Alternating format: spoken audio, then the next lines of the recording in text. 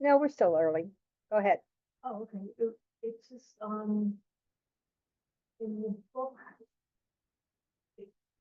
they talk about how, in addition to reading the texts on emptiness and about the I, that also to try to we have to purify the mind and diminish the gross delusions.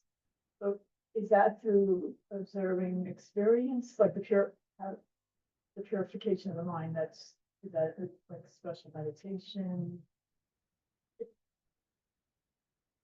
It's kind of all of what we do is purifying the mind, so, you know,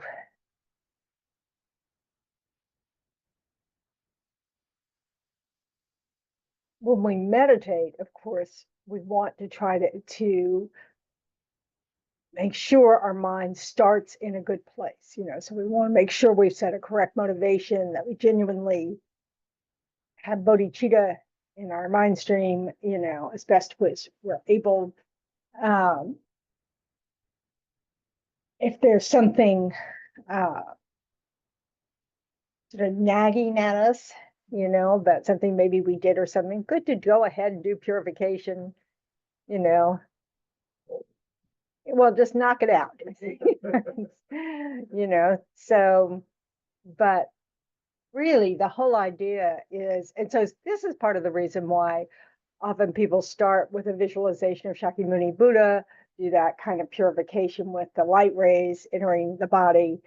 It lightens the mind. It puts our mind towards virtue, if we've developed an attitude about the Buddha that has that quality. If we kind of don't get that, it's not going to be very effective for us. But if we do get that, the special qualities of Shakyamuni Buddha, or the special qualities of his teachings, then, bringing that to mind can be helpful in removing obstacles, getting benefit from meditation. So one of the things that is really important as far as being able to generate realizations is, confidence in the teachings. If you really don't have a whole lot of confidence in the teaching, then no matter what words you say, it's not going to have much of an impact, because we're dealing with our minds and we need to change our minds, and the way to change our minds is to provide evidence to our minds that how we've been looking at things is incorrect. And maybe we'll do this instead with our minds and help correct our minds. So it's a lot of that has to do with confidence in the teachings. So I don't know exactly what you were referring to in the text, but so I don't know if it was a specific thing that was being suggested there. I think it was in this book. It was the top of 108. Okay.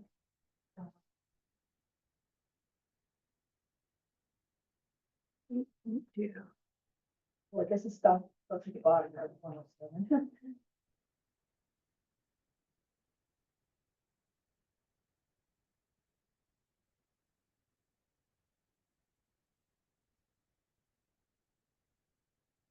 What's the sentence start? You want to see the book? Yeah, just whatever. Yeah, it starts here and then it goes into the next. The pyramid. You don't go away. Okay, it's left right there.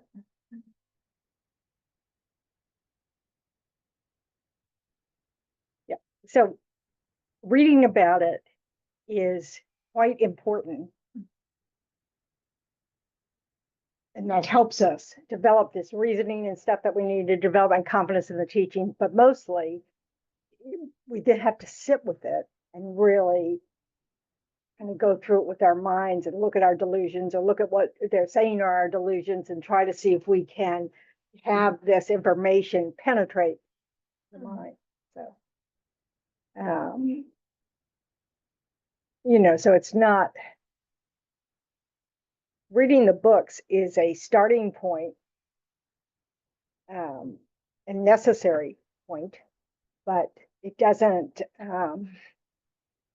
without contemplating on it and really giving your mental energy towards it, it's not going to do anything except generate, increase your knowledge, which is, something we start with, but that's not where we stop. We can't stop there. So, okay, so let's go ahead with the 7-limb prayer, like Nana had put up before.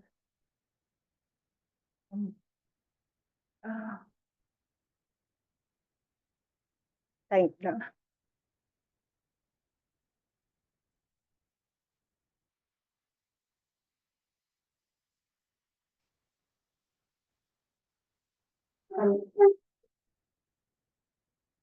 So take a moment to generate your own bodhicitta motivation based on, whatever reason you decided to show up, to just include that wish that we, that we're doing this not just for ourselves alone, but that we really want to develop the wisdom that will, and the compassion that will help us benefit all sentient beings.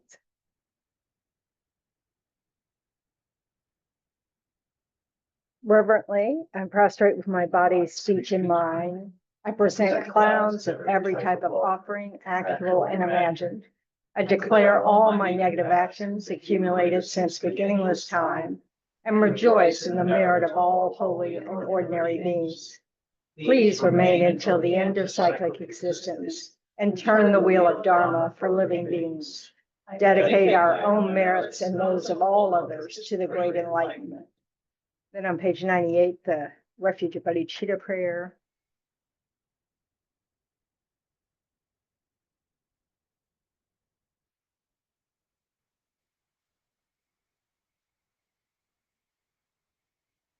Go for refuge until I'm enlightened to the Buddha, the Dharma, and the Supreme Assembly.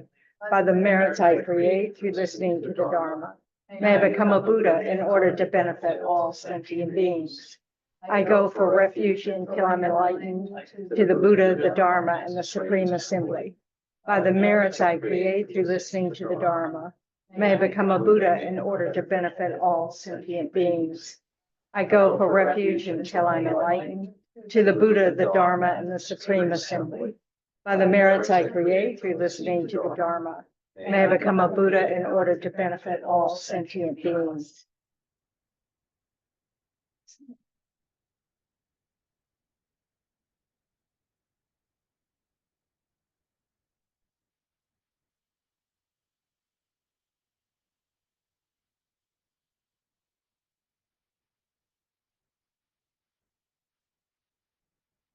So like in the next chapter, right following that section, it talks about, how to integrate this with our daily practice, which we've talked some about, that we can turn everything into a Dharma practice by making sure our minds are thinking about and implementing Dharma, So how do we do that with ordinary mundane activities?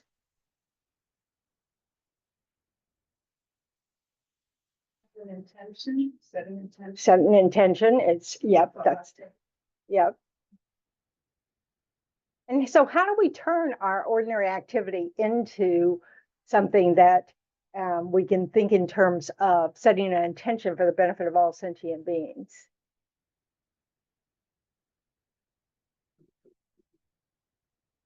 If you're driving in a traffic jam, unlen all those people. Yep. Because they're all very agitated, most of them. If they're anything like me, they're agitated. So yeah, no. But yeah, it's a, but okay, so what else do we do during the day? What's our day full of? I don't know if this is an example, but I kind of was stepped over a curb, a dinosaur, but, I became, embarrassed, and then I was thinking about the book, and I was thinking about, well, if the I really was separate, then like it would just be the body that, stepped over a curve or something like, but I'm thinking like, I made a fool of myself, so I didn't know if like that was a way to try to think about what the I is during the day, see the false view of the I, or. Yeah, I mean, I think things like that, moments where like when we're embarrassed, that's a perfect example of when we're grasping at the I. Because otherwise, why be embarrassed? What is it that makes us embarrassed? Is that somehow we see it as a view on ourselves, And so that this is, it's one of those moments that we're actually holding the I. It's one of those best moments to kind of look at, oh, how am I holding this I? Because that I doesn't exist. The way we're holding it is a projection that's totally fabricated. So it's not that there isn't, a body that tripped and stumbled. It's that this feeling like, oh, I'm embarrassed, or, I hope nobody was watching, or whatever those silly things are. So it can be an opportunity, it's a perfect opportunity to look at grasping at the I, because that I that we're holding in that moment is not there. In what way is it not there?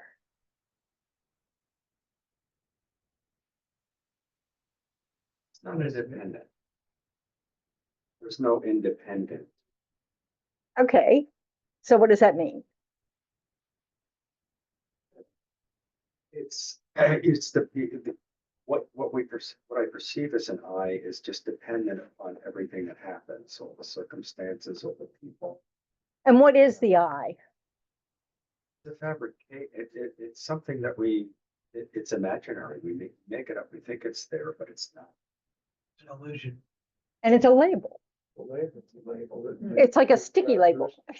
Oh, I. And when we stumble, it's a great big red embarrassed I, and what is that? So, and this is where our troubles start, because just like you, when we're put on the spot like that, when we feel like, we are obviously holding ourselves to a standard that's impossible, aren't we? Want to be perfect, like, well, how could I stumble? Right. And how could I stumble in front of other people? We have concern for what other people are thinking about Us. I, yes, this I that,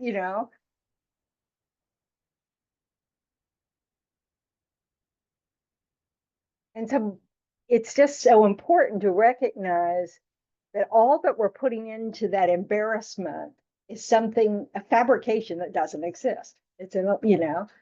It's like, it isn't that the person doesn't exist. It's not that this body and mind don't exist. It's just that the way we hold on it to exist is a total story we've made up. So we make up these stories like, I don't want to be a person that stumbles in front of other people, or, whatever. It's like,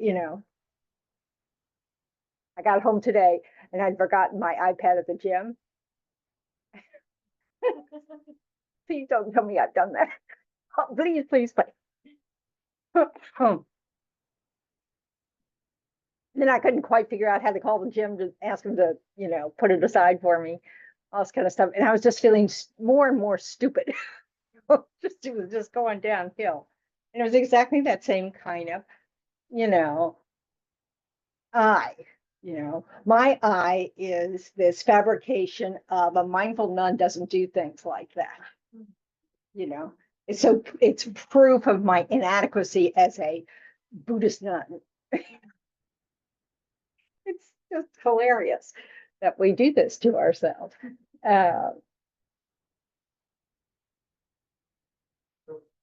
So most of what we do with the eye gets related to the eight worldly concerns. What concerns about even positive or negative aspect of what. That's all it Yeah. is the eight worldly concerns. Everything we do is motivated by the eight worldly concerns until we do things like set an intention and shift, correct our motivation, and then do our best to try to follow it up. So you're doing your best when you kind of go, oh, this is that suspicious eye, this eye that, really maybe doesn't exist at all. And I'm holding tightly to it in a certain way, and I failed that image, and blah, blah, blah. So when we recognize our delusions are arising out of a projection, it just adds so much humor to the situation, because we're holding ourselves, we're as if we're like a character in a movie.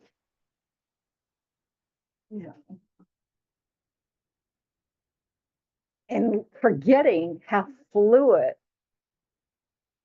the basis of designation is. Our how fluid our basis of designation is for the eye. We're literally just a series of moments of body and mind. And there's no two moments that are alike. And it's rapid, and yet we keep holding on to some sort of fixed, independent, concrete idea of an eye, and we update it occasionally, but it's we still think that somehow between all those updates,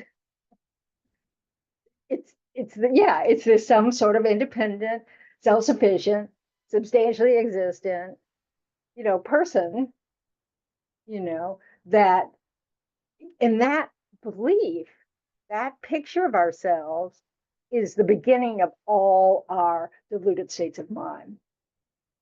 All of our anger. I mean, embarrassment would not arise if you weren't grasping at the eye. And if the eye was really separate, like if someone insulted you, it wouldn't even be you. Like it's just like, okay, they could say that about my hair is ugly or this and that, but that's the eye. If the eye was really separate and independent, you wouldn't feel bad about it. Well, that's what's funny too, is that, it's this, if it was something over here, and then we could kind of plug up our ears and maybe it would work. So, but it's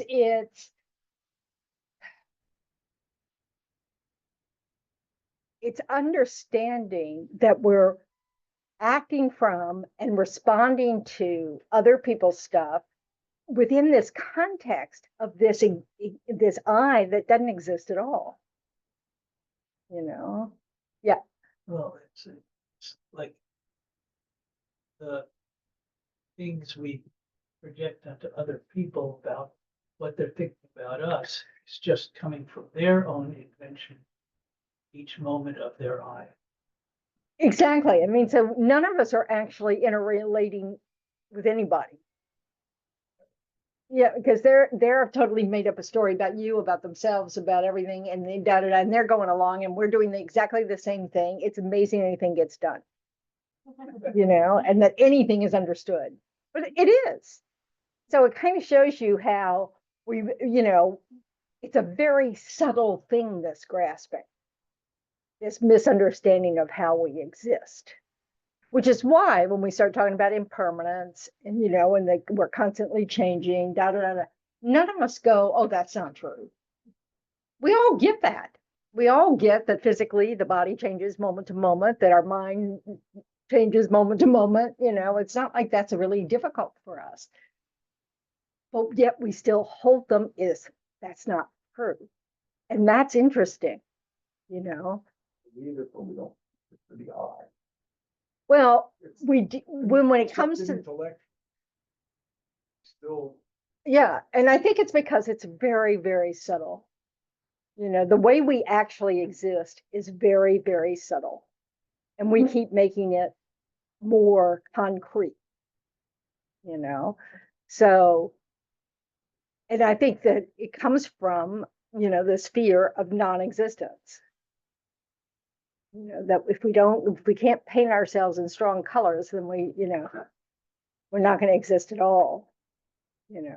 People don't really see us because they're in their own heads with their own stuff, then we don't really exist at all. We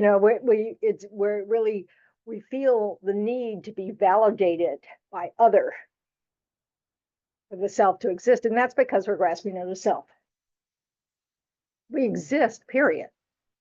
That's really actually not in question. It's just how we exist.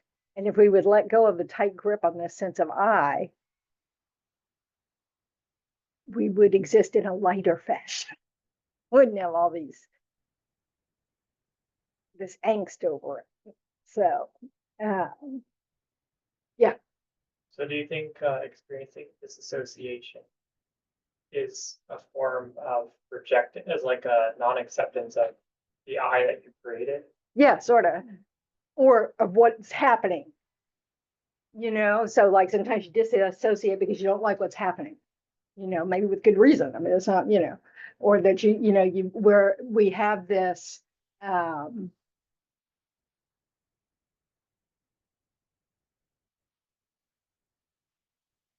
since we're really so fluid and there's nothing to hold on to, it can be this groundlessness of actually how we exist. It feels, I mean, we don't even feel it because we deny that. We have all sorts of resistance to that, but it can create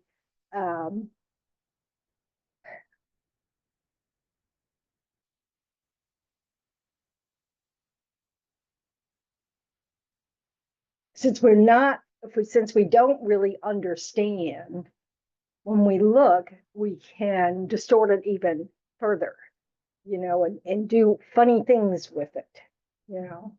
So it's like, and some things are a really good defense. In certain circumstances, disassociation is really a good way of survival. What is that? When you sort of take yourself out of your body, you see yourself as, the body's experience one thing and you're like a spectator, or you don't even remember it.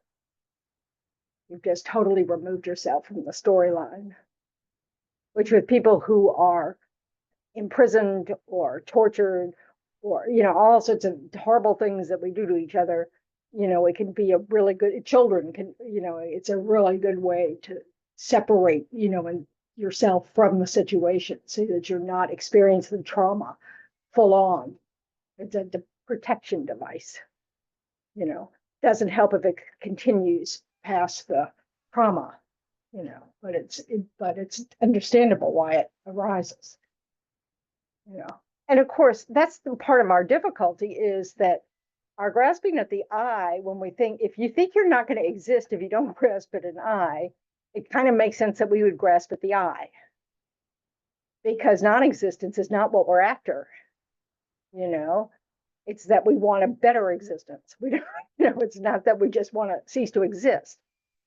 In fact, most of us want to be seen, heard, understood, liked, loved, yes, taken care of, protected, all these things. And the irony is that the fact that we grasp at selves, and it's not just ourself that we grasp at the self of others. We separate us all very distinctly into self and other. And then we don't rely on the very community of help, that would maintain our protection, love, all those things, that we could get those from. So it's like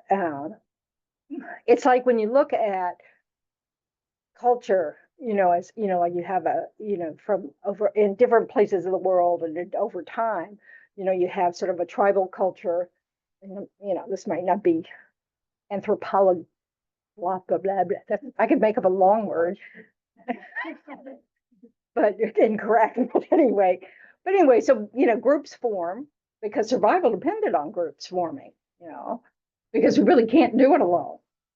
So all this thought of independent and self-sufficient, is just a myth anyway. so we can't really do it alone. So we join up in groups, and then we protect that group from other groups. And successful communities develop out of groups deciding to cooperate with other groups.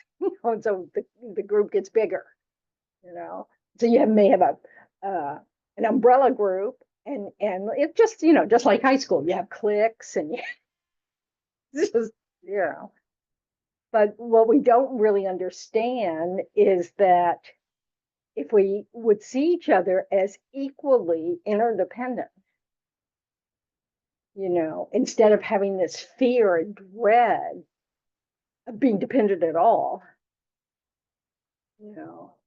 then that sense of aloneness probably wouldn't arise. It's a false sense of aloneness because we can't survive alone. So it's totally inaccurate.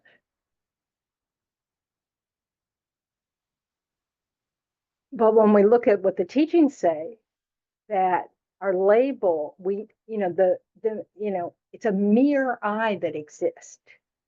Merely is the phrase. So that's kind of,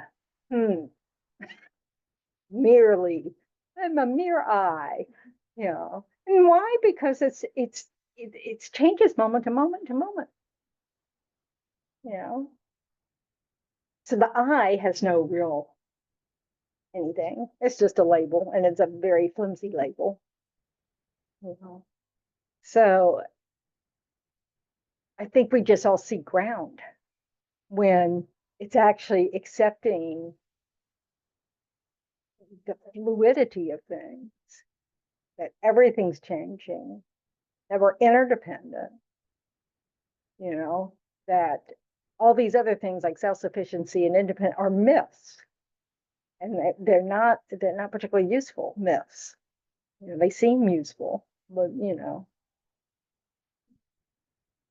but it keeps feeding this mind that has to take care of itself by itself.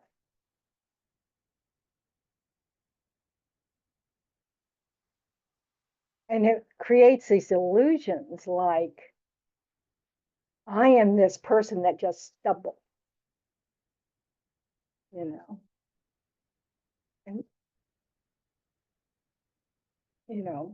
it's just not, that's just, I can't think of a worse description of a person. So,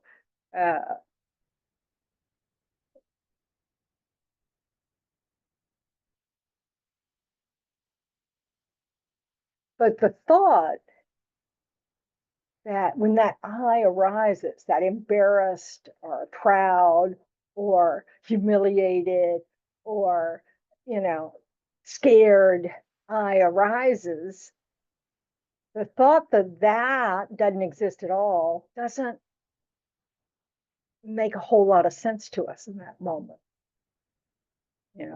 So that's why we had to work with it to understand in what way does it mean it, because it doesn't mean you don't exist. It just means that you can't point to any moment in your life and say, that's me, that's you. But we want things to be fixed that way. What security do we get from that? What, from what? From holding things to exist in some sort of inherent way.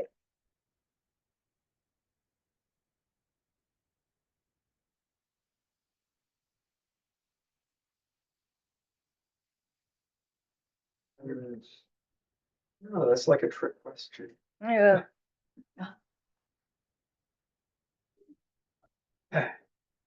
Maybe it's only a trick question because you haven't thought about it.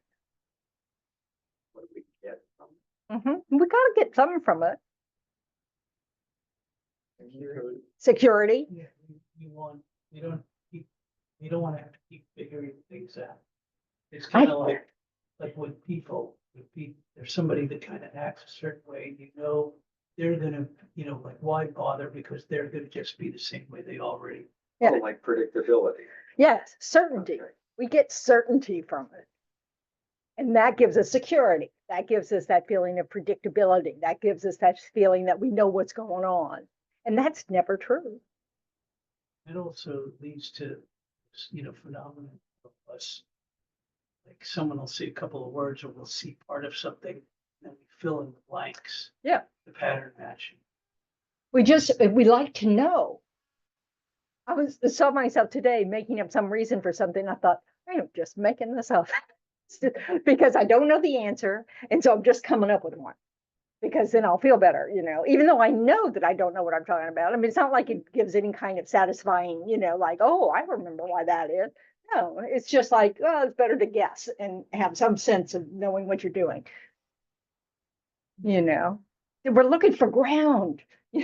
Like it's just solid ground. And we pay a heavy price for it. Because instead of being able to meet each moment directly without expectations and preconception of this or that, we can be fresh in every moment and respond to what's happening in that moment instead of bringing, the entire history of ourselves with us and try to, put it into some sort of perspective that way. I just finished binging on so many dozens of hours of this hospital show on Netflix. And it's very, even compared to most hospital shows, it's one of the most intense I've seen.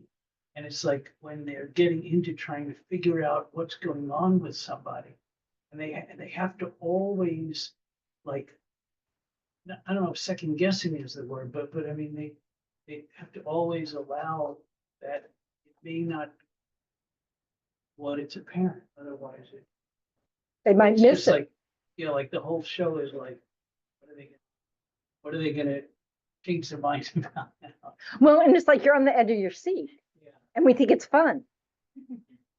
Well, I don't know, I questioned myself, like, because the thing is that it was just very interesting. I'm interested in that kind of thing, but it was also like a lot of really depressing stuff. And I was like, why am I watching this? Yeah. But I'm usually good at, whatever it is. And now here's the I. Right. Well, and that's exactly right. And so, and we like stories. We make them up all the time. We like to be entertained by stories. And that can be in the form of just being interested. It can also be in the form of like feeling like you're understanding things better. Again, we're looking for answers, instead of being comfortable with just what arises. It's like we don't take risks necessarily on socializing with others because that's, who knows what will happen. Whether we'll have fun or not, because we know we like this show. We'll stay home and watch it. Yeah. Isn't what we're doing here looking for answers? Yes. And this is a better use of our time because we're looking at a question that really matters in terms of our future happiness. One thing that I thought of that is about how attached I get to the way things might turn out. And, and it's, first of all, it's just a show, but then that's not just in the show. That's what happens like in life that, it's like you listen to the news, what's happening in politics and these terror, it's like, oh, I want it to turn out this way. I hope it's this, I hope it's that. And it's just going to be what it is. And when we don't have a whole lot of agency to how it turns out, we have some, if we're not taking use of that agency, that's kind of foolish on our part.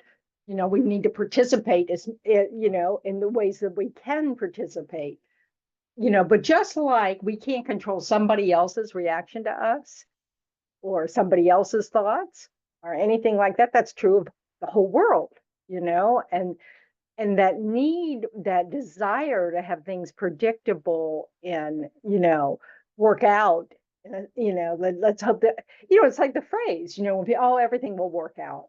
And you're like, you haven't heard about karma, have you? It will work out in some way or another. It just might be bad. We just have to, be ready for it to not work out in the way we're hoping, you know? Yeah, and to say that, well, it's just gonna turn out the way it turns out is also a way of not taking responsibility, not, Yeah, not having, acting as if we don't have any agency at all. you can't make a difference. And we can also make a difference in how we respond to how everything works out. And that's about taking charge of our own minds. Because that we actually have sort of 100% agency over, you know, and we've been training our minds for eons in ways that are not particularly effective, you know, because they're based on a premise that's wrong. And that's how we exist. Premise what? That's wrong. The premise is wrong. Yes, our premise is that we do exist in some sort of inherent way. We have a nature that's me, and you have a nature that's you know, and we can, you know, we can have some sort of comfort in that. Yeah. So I'm thinking that I've been doing affirmations. I am kind, I am smart, I am funny, whatever.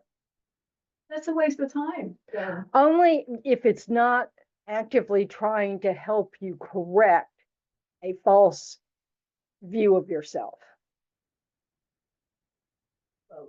Probably is trying to help me correct. A false view of yourself. Well, and that's important. Because we need to understand the source of that false view is grasping of a self. You know, and applying some sort of unrealistic standard for ourselves, you know, an expectation of ourselves to be, I can't be a kind person unless I'm kind all the time. I can't have kind moments. We're again looking for a solid I that has these attributes. And every time we fail, we go into self-loathing kind of mode. I mean, you know, in general. So, and we want to, you know, correct it when we have a thought like this goes, God, I'm really a mean person. You know, it's good to be able to go to yourself. That's not true. I can give examples of times that I've been kind. Sometimes I'm a mean person. We need to have a realistic view. Yes. So I have an issue with people believing that they're good people. I feel like that's kind of taking what you're saying about affirmations to another level, where like you start creating this other like ego self, that you delude yourself into believing that you don't need to look any further because you already are there, kind of thing. Well, I don't believe I'm a good person. I just know I'm a good person. I really struggle with that concept of what a good person is. Well, and that's valid, I think, is, you know, because really we want to develop a mind that is fresh to every moment. Because that's the only time we have control. We can't change our past moments. We can't change the moments of others, you know, but each moment we face, we can choose how to be.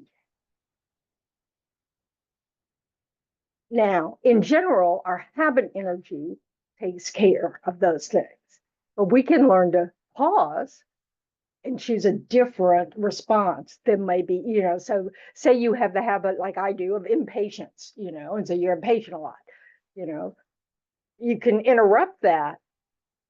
I can interrupt that and go, okay, no need for that, blah, blah, blah, and choose not to act in that way. Doesn't mean I can necessarily stop the impatience from arising. That takes a lot more time. But I don't have to respond to the world in an impatient way. And that right there changes that the response to that condition, you know. So this idea of becoming a good person, yeah, I want to become a good person. That's called a Buddha. That's going to take a while. So it's this idea of recognizing that we have the capacity to become Buddhas. What does that mean? We have all the necessary foundations for being actually a truly good person. I mean, that isn't just like people wanting to think of themselves as a good person or a bad person. But that's just grasping at an eye. Yeah, I mean, because it's just, it's like I strive to just like, do the right, just to like look in my heart at what the right thing to do is. And, That you know, doesn't some make it people would good or define bad. that as being a good person. Right. Right.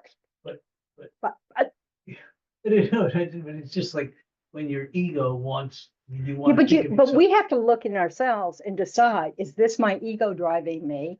Or Right. is this my training driving me? Is this because I really want to stop harming others?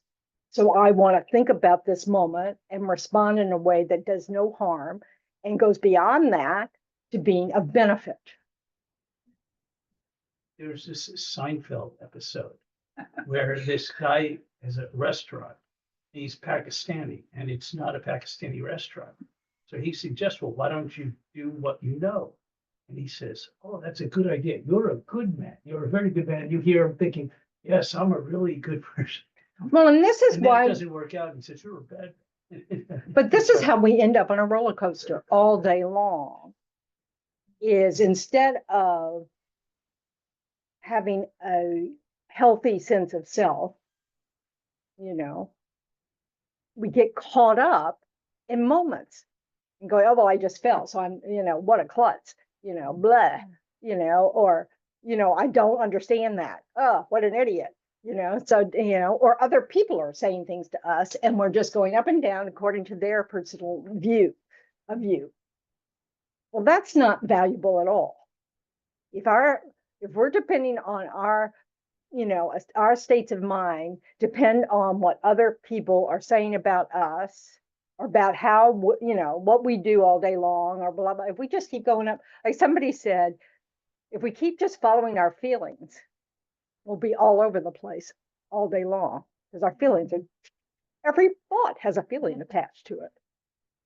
With the series, wouldn't you say, I stumbled, I coughed, like, it would be like moment after moment, and would that also be like an up and down? Cause there's no real high. No, it's about your feeling.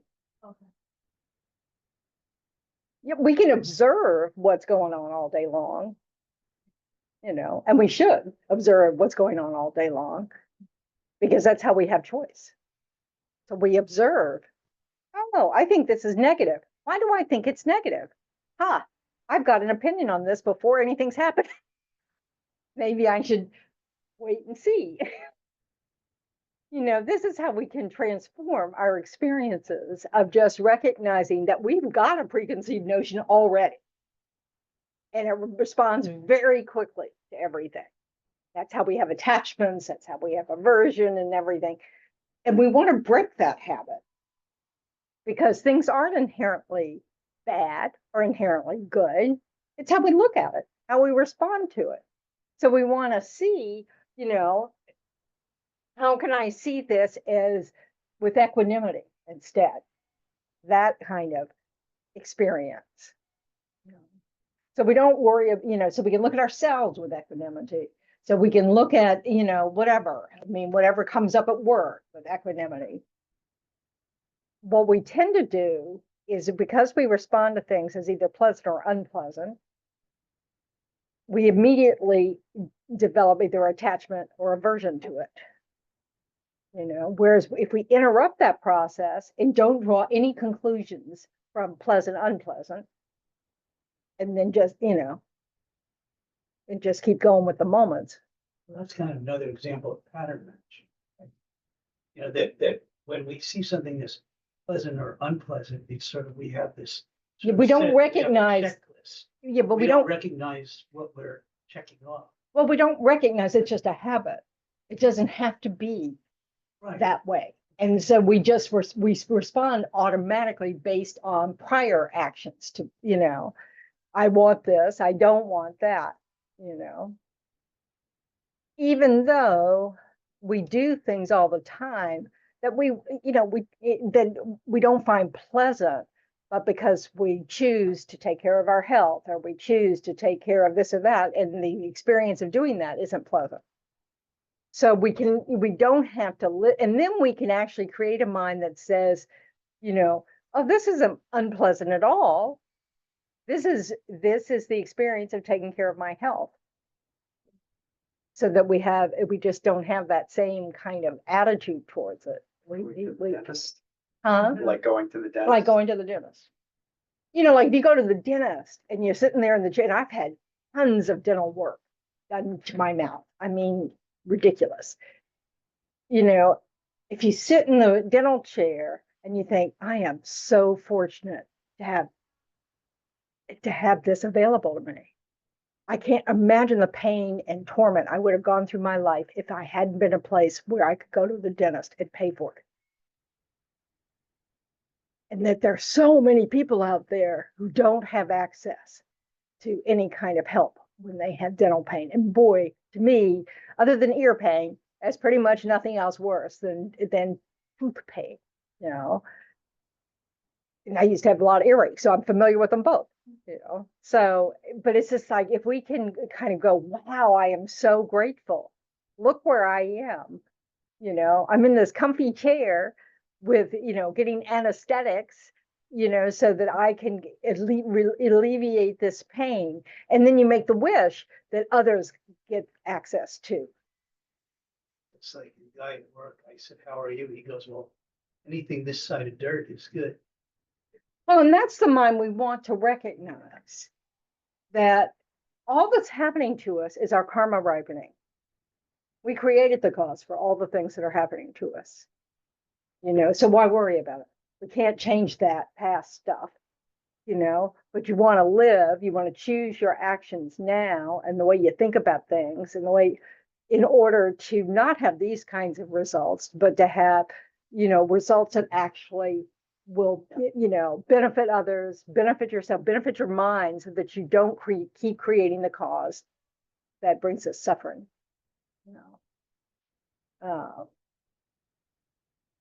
And to do that, you have to develop this kind of, mind that's not fussed by what is ripening for you right now. Because you're just exhausting some seed. Okay, that's, and we can't do anything about a seed that's ripened. But you can look at that seed and go, oh, I bet this isn't the only thing I've ever done similar to this. And then you can try to purify all the other actions that are similar to it, so they won't ripen. But mainly, you just don't want to add to your suffering by having a response that's going to create the same problem.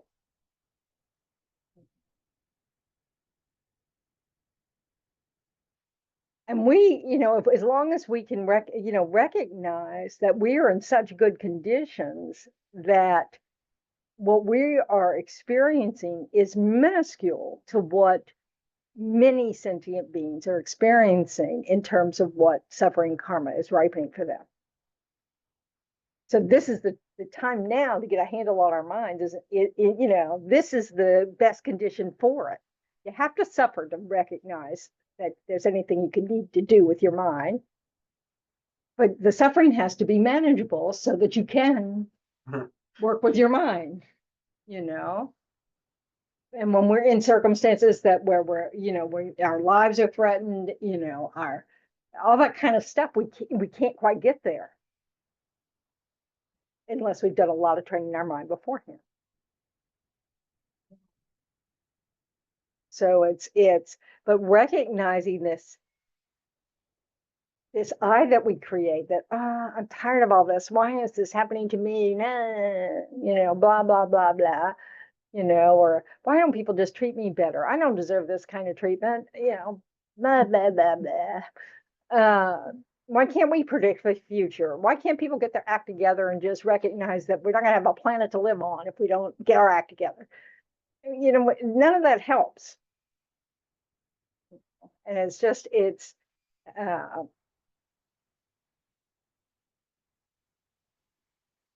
just pouring out, it's wasting valuable mental energy on complaining about how things are.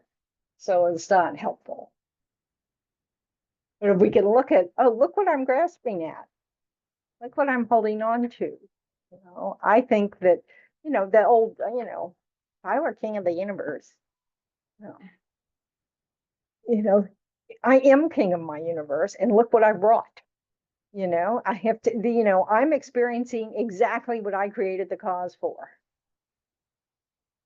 It also helps extrapolate that other people, that karmic effects that I'm experiencing.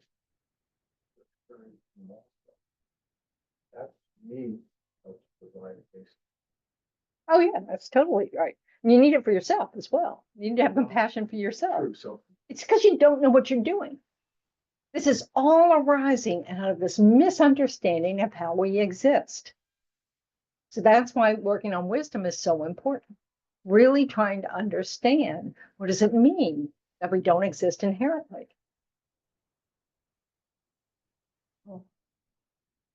If there's just a mere I that goes from life to life, what does that mean? And get an experience of it, not, you know. So when we have the I slap us in the face, oh, I wonder if this is that I have been grasping. You know, we want to pause and kind of go, huh, just like you did. I mean, it's like, huh, okay, you know, that is an effective, a fabricated energy. And look at the results. It makes me feel embarrassed. It makes me, and we judge others that way as well, So it's just,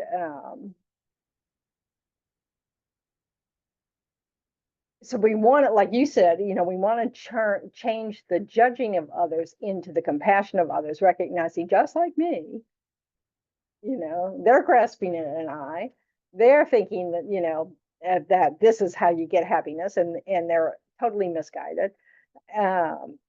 So we can have compassion for them, and then also that we have really good conditions. So we can think about the people who have really lousy conditions out there struggling with the same issues, only they have no resources, and have compassion for them, and also recognize that, that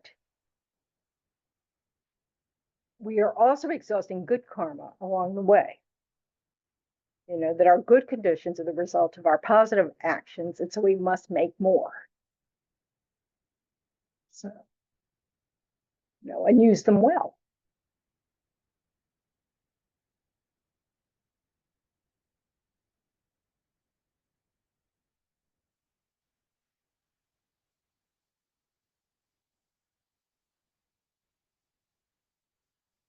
I love this. Suppose you're sitting somewhere reciting a mantra, but thinking chocolate, chocolate, delicious chocolate. If you're totally preoccupied by the thought of this or some other supermarket treat, how can such a practice ever be a transcendental meditation? How can it have a peaceful result? So we have to have stilled our minds to be able to have an effect from our concentration. I mean, it's like you'd say, well, my mind was focused. Yeah, but the trouble with that is what? What are you really focused on? Attachment. Yeah, and craving. That's a Yes. suffering mind. It's an agitated mind. It is not a still mind. Well, you're just simply not being. I mean, if you're in a true meditation, you're just present. You're, you're not focusing on something. That's what allows wisdom or awareness. Think about chocolate. Oh, you're focused on chocolate. It's nothing else. That's right. Just like when you're focused on emptiness. So what's the problem? But Well, I mean, they talk about stilling the mind and your focus, that we need to develop the single pointed focus. So what's the problem with focusing on chocolate?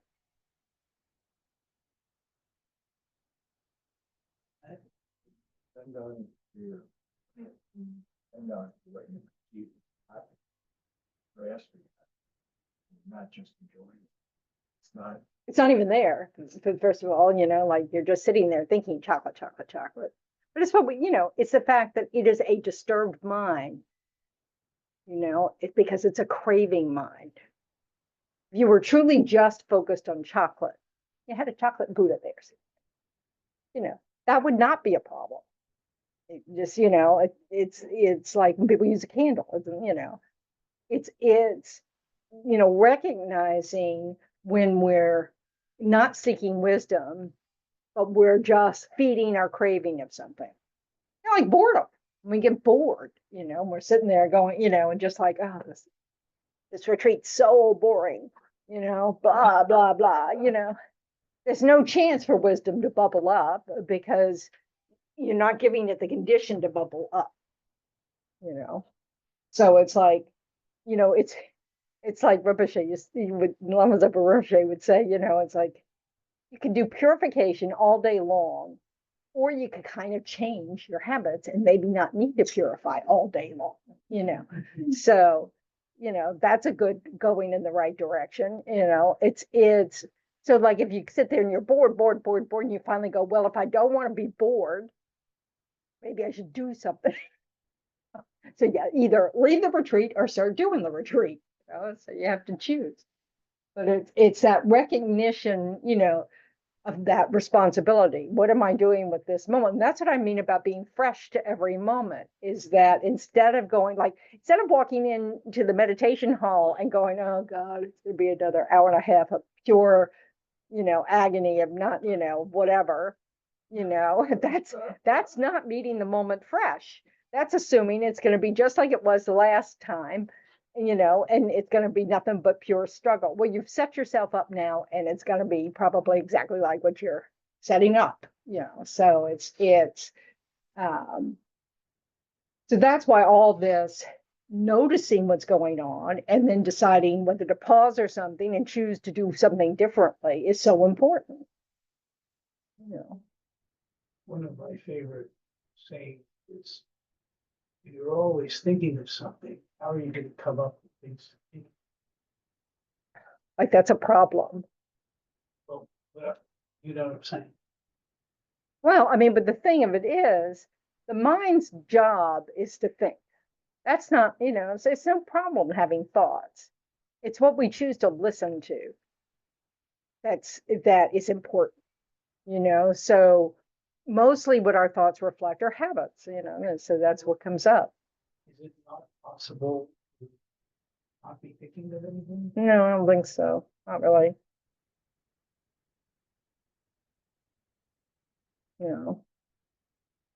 I think you can, when you get single pointed focus, then the only thing you're thinking about is whatever your object is. But you're still holding that object. I was going to say, I have to think about it. Well, and it's, but there's a stillness. Yes, we can quiet our mind and it gets quieter and quieter and quieter.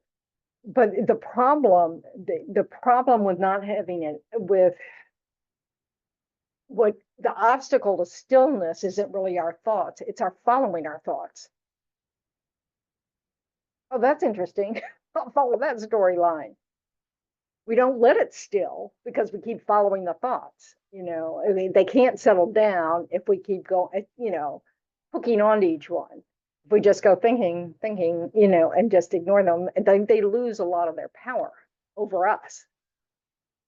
So and that just naturally allows things to become still.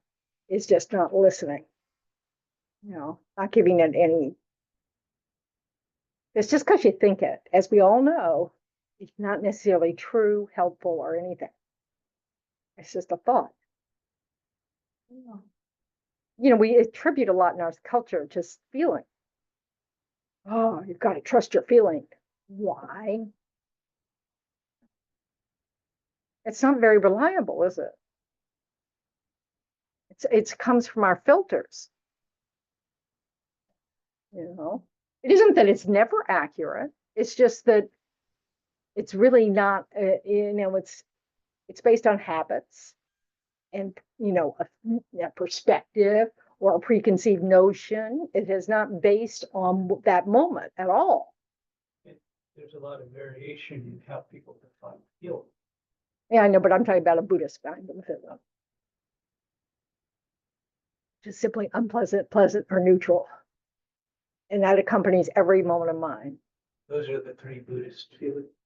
Well, that's what arises in the mental factor called feeling. It's pleasant, unpleasant, or neutral. And every single moment of mind. This is an omnipresent mental factor that's present with every moment of mind. You know, there are 5 of them.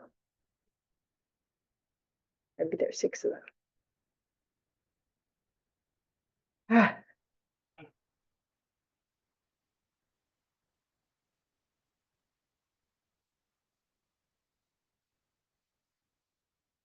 Oh, so this was leading to this part of the text where it was talking about control. You know, like we talk about the Heart Sutra, that, the whole,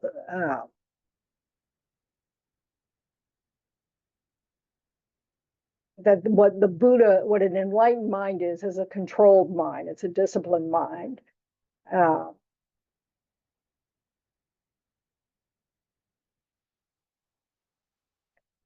But a Buddha doesn't need to control them. An enlightened being has no problems of mind. We're the ones who have to really look at our mind and discern whether or not it's useful or not. It's like we need, we're the ones that, we go, oh, I'm feeding my anger. I need to get, we need to restrict that. We need to try to control our minds so that eventually the anger doesn't even arise, really. So it's, but it's very interesting how it's really about observation. That if we, like Lama Yeshe's saying, if we set an intention, that helps us throughout the day have control over our mind. If we have, if we keep checking up, then we can kind of go, no, I'm not going to go that way. I'm going to go this way instead. We keep correcting it, just kind of shifting gears throughout the day. And it's amazing how effective that can be. It's because you've decided that this is what you want to do. It's the same way as when we feed our anger, we are deciding, I'm going to stay angry, and we're doing what we can to keep that going, and we think there's a purpose to it. Well, if I'm not angry, I won't change this situation, or I won't have any power to change this situation. We have a story we're telling ourselves, or that person won't get what they deserve, or, whatever the story is that you're telling yourself, and meanwhile, you totally miss the fact that you're suffering the whole time, and it's, well, I mean, it's just not, it's ignorance. It's just thinking that one thing will, gives you some sort of power, as opposed to like wisdom giving you power, or patience. People think, oh, patient people are weak and wimpy, blah, blah, blah. So, it's recognizing that all good qualities of mind have power to them. Yeah. There's a difference between experiencing anger and, or being angry and letting go of anger. What do you think? Well, I'm just thinking about 2 specific examples. One where like you're letting yourself feel something and then it's done. Like you just have to let it go. Oh, you're just trying to exhaust its energy or something? Or you like to go kickboxing and now you feel better because you let it go. You directed the anger into doing that and now you feel better. Yeah, but you probably haven't actually directed the anger into doing that. You've directed your energy into doing that, and then finally wore you down and blah, blah, blah. And so maybe being angry, you might make the decision, well, I'm going to go to kickboxing because that will be a good use of this energy or whatever. But you probably didn't stay angry the whole time. No. So, I mean, so it's like, it's not good. Nobody recommends suppressing things like anger, because that doesn't do any good. You're just lying to yourself. But it's one thing to recognize, oh, I'm angry. And it can be a mistake sometimes to feed that energy into something violent, for one thing. It's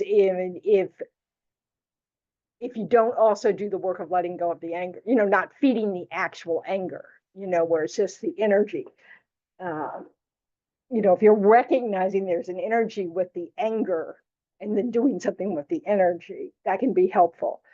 But they say that, if you're picturing whatever you kickbox against, Like a punching bag. okay, a punching bag or something, you're picturing them as this person that you're really angry at, that can feed the anger towards that person. So the next time you see them, it can so easily arise. So it's kind of important not to do that part, Okay. to just work with that energy that's been generated, but not use anything about it to help formulate an even more concrete idea of the person you're angry with. Because the source of your anger is you. The person is a condition, but they're not what makes you angry. You make yourself angry. We have, whatever reason it's what it's for, but it's not really the other person, because the person can do the same thing to someone else and they won't get angry. It's not the person that the source of the anger. The source of the anger is us. Whoever's feeling the anger is also the source of the anger. So you don't want to feed some perception of a person as being your source of anger, because that's a delusion. And you're just feeding that delusion, So you can't start the next moment that you run into this person fresh. Because, Yeah, I go into it being like, I don't want to have this trapped in me. It's anger. So I just want to let it go. yeah, The intention is just to let it go. let's get rid of this energy.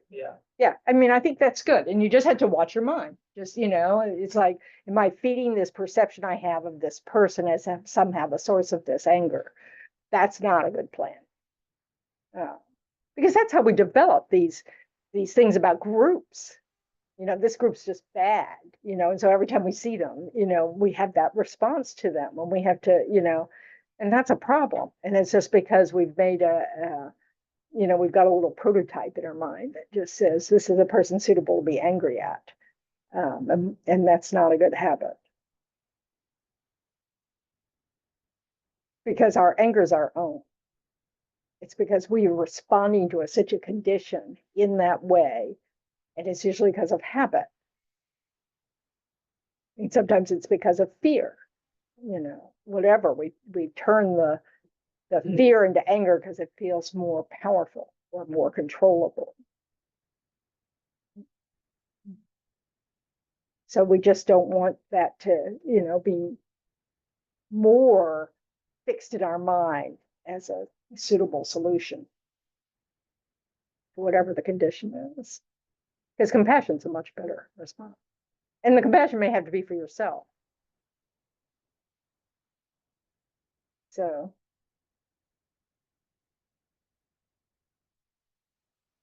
But suppression isn't good. They use, most of the Tibetan teachers I know use the word digestion. We need to digest it, And part of that digestion is going, I'm responding to this with anger, is it working for me? Is this a good plan? Do I feel better? Blah, blah, blah. And you have to digest, you have to look at this, don't blame the other person, recognize that, it comes from within you. And they're a condition, it's not denying that. And if you want to keep going through this, every time you meet this person from life to life to life, keep it, just keep building that anger. But it's, it's not a good strategy.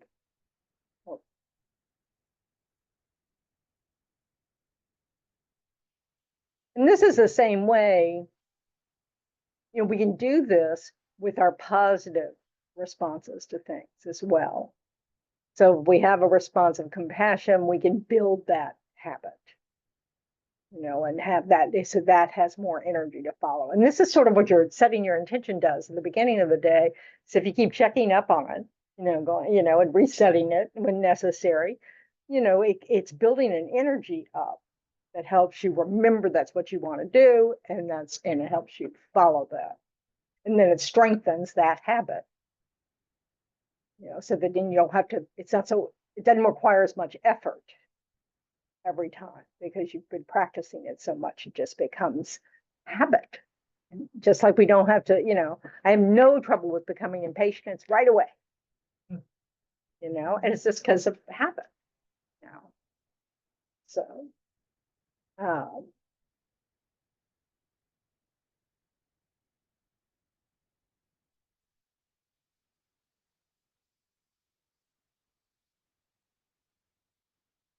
thoughts, questions, objections, arguments? It's weakening the habit, weaken the delusion, like each time, like with anger, each time. Well, each time it comes up, Yeah. if we just give into it and keep feeding it by like telling all our friends about it and rationalizing just how justified we are in being angry, then we're just building that energy of anger. And then, the next time a similar situation comes up, we'll respond in the same way. Whereas if we just go, okay, I'm angry. What I like to remind myself is this is not a reliable mind, so don't do anything. Don't say anything, don't do anything because you can't trust how you're going to respond, and so wait. This might be a little bit aside from the point, but of course, it also results in terrible physical consequences. It can, but it's just, it's a suffering mind. It's a deluded mind. It is a wrong consciousness. Why is it a wrong consciousness? Because you're exaggerating the negativity of the object of your anger. It's not true.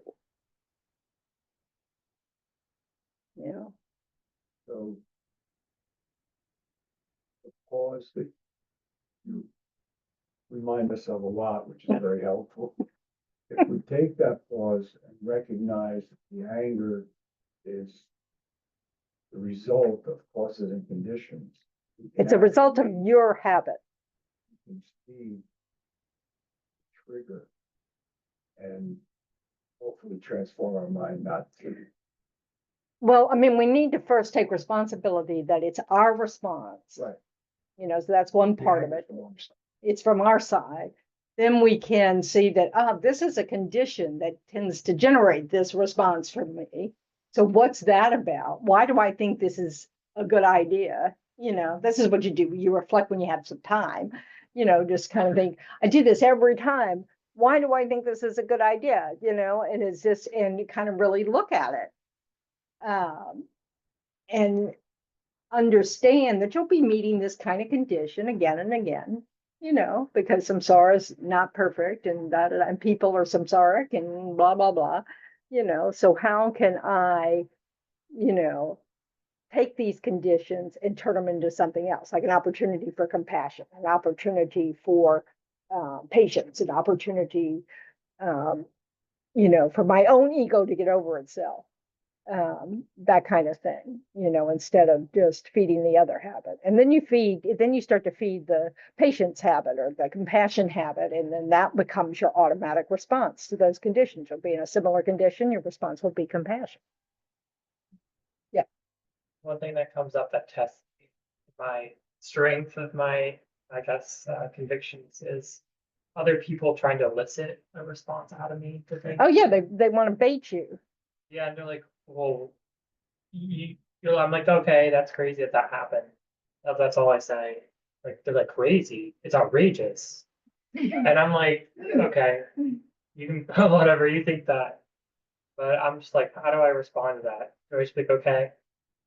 And then they get angry at me. I'm like, okay, you're angry. Yeah, Sorry. well, it's hard, isn't it? It's sort of like, because it is sort of a game, that we play with each other. I mean, it's just kind of ridiculous. But that's that validation we're seeking to justify our all our rationalizations are going on why we think, wow, that's outrageous that they would treat me this way. And of course, anything you say to that is going to be like, how can you say that kind of thing? Because they want validation. you know, and you know, there's just nothing you're gonna say that's gonna, you know, be right. So saying nothing's probably your best option, you know, or you say something that addresses their, you know, you just kind of say, oh, I can see that upset you, you know. You know.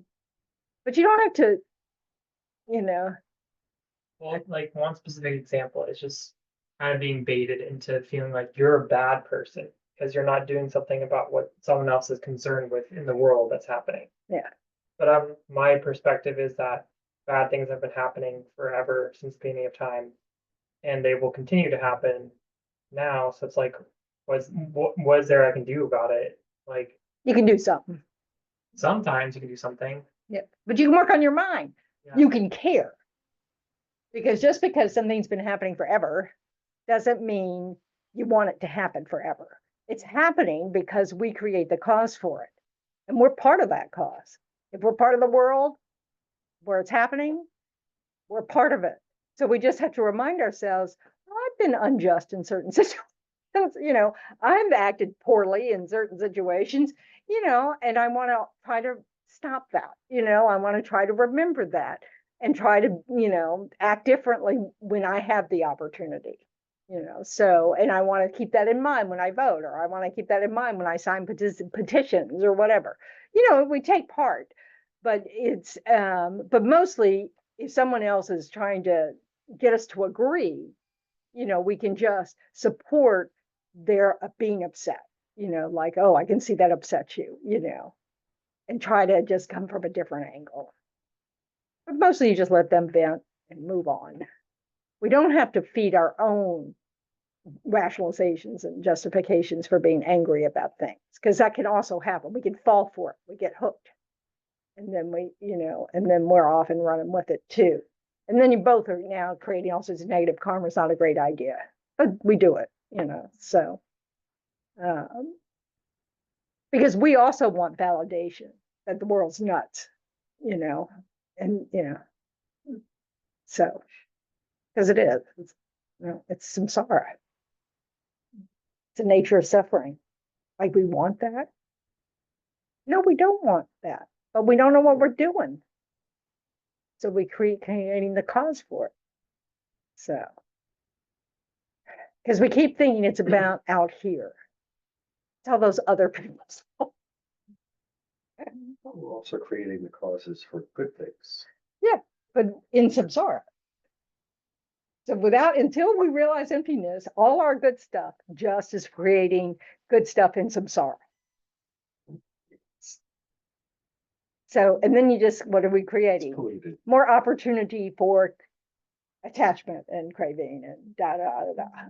So we definitely want to understand that samsaric happiness is not particularly useful. It keeps us attached to samsara. You know. That doesn't mean our good qualities don't matter. It does matter, and it matters what we do and how we think and all this kind of stuff. But we don't want to just hold on to that idea. We want a bigger goal than that, which is to get out of samsara. For one thing, that's how we can really understand how to benefit others. You know, and to not be, you know, enamored with this condition. So.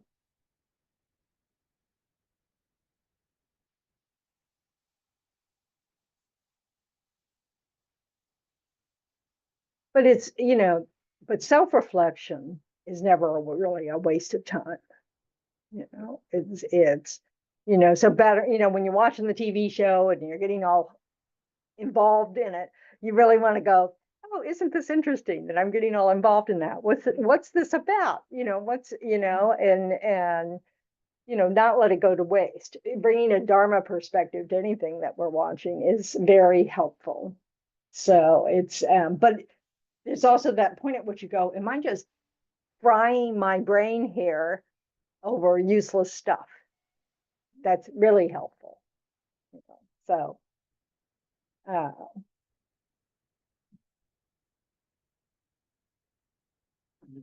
but I can't say Dharma books are necessarily as exciting as you know, I mean, I used to watch ER and I'd be on the edge of my seat and I finally went, this can't be good for me. It's like cortisol is just running. Yeah. So, you know, Somebody that was like in kind of a coma and somebody was blasting a hospital show while he was in the coma. And when he woke up, son or something, you wouldn't believe what's going on in this hospital. He was hearing all this stuff in the background. my mother used to, when she, in her last few days of her life, she would, you know, she'd offer the television, you know, cups of tea. Can I get you Oh. anything? Can I? It was very sweet. But yeah, so yeah, we should be careful with, you know, we're kind of in comas, so we should be careful of what we're listening to all the time. So anyway, um,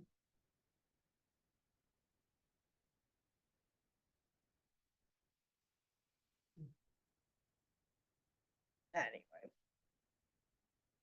But really, it doesn't have to be in big doses. It can be little things, like just setting an intention in the morning, reading that one paragraph out of a Dharma book, you know, and then thinking about that and um, bringing your mind back. Sometimes it's helpful to write down your motivation for that day so that you can pull it out. You know, you can do it on your phone, you know, but so you can look at it again, so that you know you can so you can remember what it was, but to help you out. Um, but that's all. What can I say?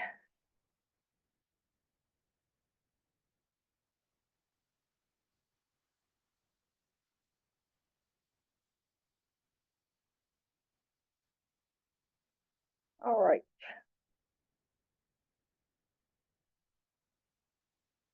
What am I doing?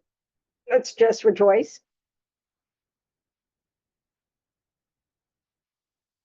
You know, and just remember that we're rejoicing in this activity of just trying to understand how the way we think matters and how acting on the way we think matters, and that maybe the way we're thinking is distorted and we need to, you know, always kind of check up on it, you know, so that we can do that.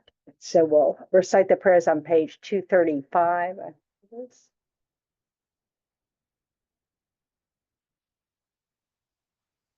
235. Thanks.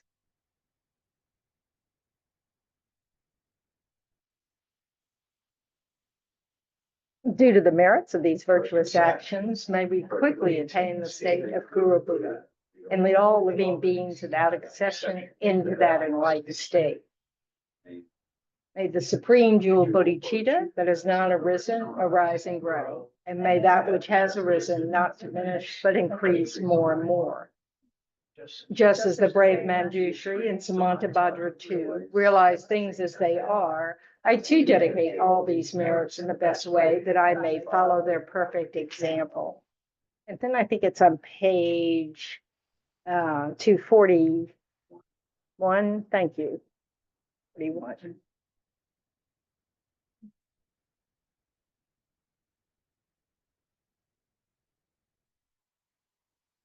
Because of all the merits of the 3 times created by me and all the Buddhas, Bodhisattvas, and other sentient beings, may there be no wars, famines, disease, quarreling, fighting, or unhappy minds. May there be great prosperity, and may everything needed be easily obtained. May all the human beings in the world be guided by spiritual leaders teaching only Dharma, and may everyone enjoy the happiness of Dharma. May everyone have perfect conditions and have only compassion and love for each other in their mind streams. And may they only benefit and never harm each other. Let's turn to page 244 for the long life prayer of His Holiness.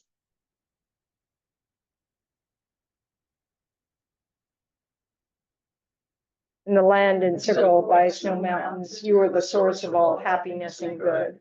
All powerful Chenrezig, Kenzin Gyatso, please remain until samsara ends.